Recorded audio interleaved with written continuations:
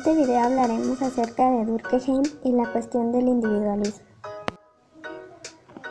Con frecuencia se considera a Durkheim un ferviente individualista.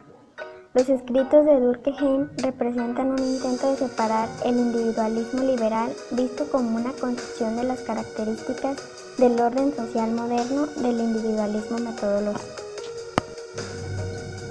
Si hablamos del individualismo como bien propio, esto ayuda al individuo a autorrealizarse y ser capaces por sí mismo.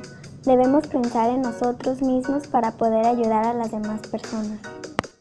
Durkheim usó el término individualismo para referirse a cualquier rama de la filosofía social que atribuyese al individuo algún tipo de primacía definido sobre la sociedad. En sus escritos de la división del trabajo, la solidaridad mecánica hace referencia a un vínculo moral entre el individuo y la sociedad. Cada individuo permanece en buena medida inconsciente de su individualidad, ya que comparten las mismas características con los otros, por ejemplo, la familia y la escuela. La solidaridad orgánica consiste en que el vínculo del individuo a la conciencia colectiva se encuentra mediatizado por sus relaciones con otros grupos. Por ejemplo, las relaciones en el trabajo les hace más diferentes. En sus escritos se apreciaba la relación estrecha entre religión y autoridad moral. La moralidad del culto al individuo está compuesta por diversos valores que enfatizan la dignidad. No solo se deriva del egoísmo. El egoísmo equivalía a la búsqueda de interés propio, mientras que estos valores implicaban sentimientos de solidaridad con los demás y con el sufrimiento humano. El individualismo moral no era meramente compatible con la diversificación moral, sino que estimulaba directamente su desarrollo. De acuerdo a la teoría de Durkheim de la autoridad moral, todas las normas morales tenían dos componentes. Exigían respeto y ejercían una reacción positiva, así como poseían un carácter obligatorio y se apoyaban en sanciones de las infracciones.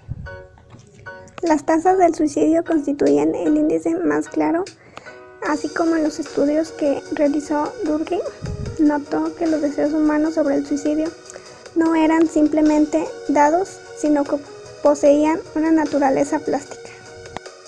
El socialismo superaba al utilitarismo en la medida en que reconocía que las necesidades humanas no aparecían simplemente contenidas en el individuo, sino que eran creadas socialmente. Sin embargo, compartía con el utilitarismo la noción de que la sociedad no debía intervenir en la satisfacción de las necesidades. En el orden social tradicional, las facultades y las necesidades humanas se mantenían a nivel bajo y en consecuencia se satisfacían fácilmente.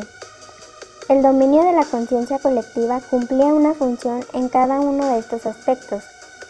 Restringía el desarrollo del individualismo, la liberación de la personalidad individual y limitaba los objetivos por los que legítimamente un individuo de una posición social determinada podía luchar. Lo concreto es necesariamente el portador de la sociedad. Si quitamos todos los organismos humanos, desaparece la sociedad. Al sostener que los hechos sociales eran externos al individuo, Durkheim se refería al individuo concreto. La sociología no tendría ningún papel como disciplina independiente si aceptamos la premisa utilitarista. El ser humano siempre se ha concebido a sí mismo como homo duplex, es decir, compuesto por dos seres, cuerpo y alma. A ello le correspondería una división psicológica entre sensaciones de un lado y los conceptos y actividad moral del otro. Las sensaciones y necesidades sensoriales eran egoístas, ya que hacían referencia a las condiciones del organismo biológico, y el pensamiento conceptual y las actividades morales eran productos sociales y por lo tanto se trataba de dos opuestos de la personalidad, uno interno y el otro externo. Al final, Durkheim fue incapaz de abandonar ciertas premisas que él mismo había criticado en los escritos de sus oponentes. Por lo que respecta a la dimensión histórica, Durkheim se basó parcialmente en el utilitarismo en su rechazo de la concepción de la relación entre el individuo y la sociedad implícita en el idealismo holista, que el individuo constituía meramente en un microcosmo de la sociedad.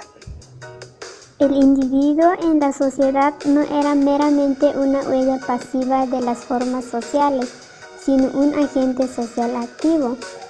Desde cada uno de estos dos aspectos, histórico y metodológico, el planteamiento de Durkheim se basaba en la proposición de que la sociedad no era una creación del individuo, sino que el individuo era moldeado por la sociedad. Las únicas conexiones directas que Durkheim fue capaz de establecer entre la expansión de la división del trabajo y la naturaleza cambiante de la conciencia colectiva eran las que determinaban el debilitamiento de la influencia de esta última. Durkheim fue incapaz de tratar satisfactoriamente la cuestión de los intereses socialmente generados.